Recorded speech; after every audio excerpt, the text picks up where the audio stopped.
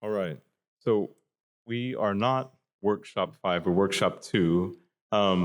My American plug, by the way, on my computer does not work in Italy. So apologies that I'm late and we don't have a PowerPoint that we'll be working from. But that's okay because I'm a philosopher. So, so we were tasked with exploration of the idea of a Catholic Turing test. That is, we were tasked with exploring the idea of developing a way of discerning the presence of consciousness or something like human consciousness, perhaps self-awareness, in an artificial intelligence system. And my administrative assistant, who works with Michael Caputo and with the White House, he said that our session, more than any other he's seen, looked like the Council of Elrond. So perhaps it's not surprising that in 2 days we weren't able to solve the mysteries of the universe when it comes to consciousness and what it could look like in an artificial intelligence system. But I can summarize the direction that we felt things were, the direction that things need to head. And then also I can characterize the parties, the general parties that were a part of the discussion.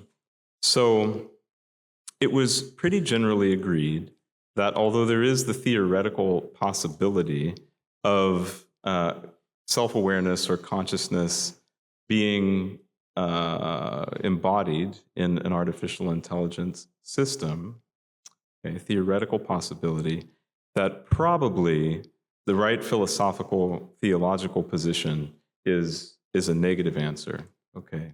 That is not actually possible. And we can know that probably a priori, okay. One reaction, you might say, to a negative answer is to say that the development of something like a Turing test ought not to be undertaken, okay? So we should just abandon the project. And we should stick to our philosophical guns and take up dialogue with the world on philosophical bases or theological bases alone.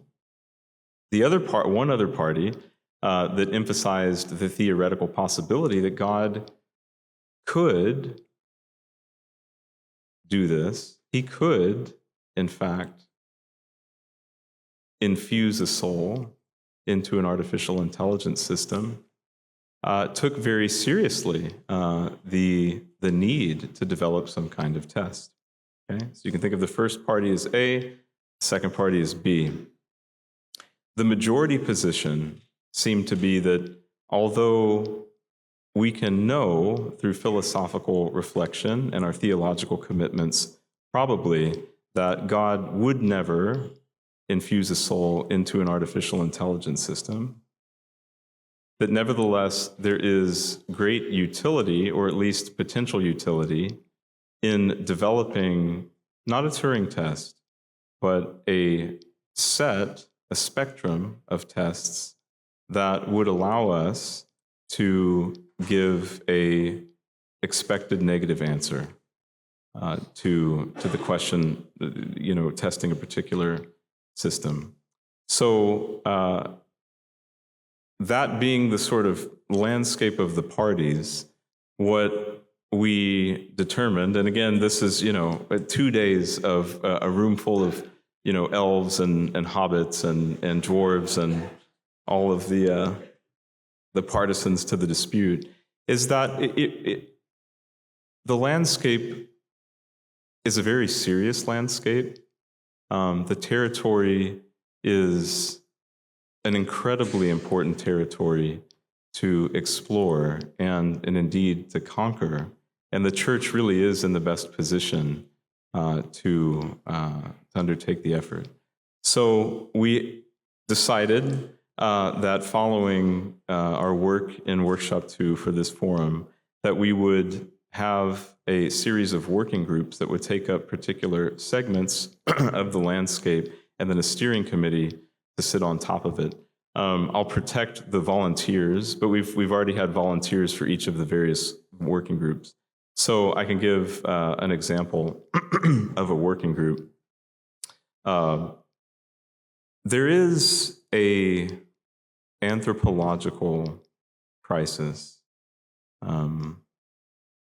that is created for the vast majority of human beings that are using these systems that have been developed, that have great epistemic force, that convinces them that they are dealing with persons. But part of the reason why their interactions are so convincing is because our humanity has already been diminished by technology to a degree that is frankly unacceptable. And so one working group will, using the other work of the other groups, address this anthropological crisis that's created by ordinary use of artificial intelligence machines. So, I am in the position of Elrond, the wisdom that it takes to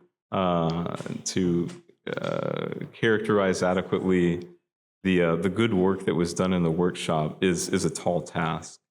But I can say that I'm very, very proud of the group. I think that the way that we treated each other around this topic was, it embodied, if I can use that phrase, all of the virtues, I think, that the church commends to the faithful.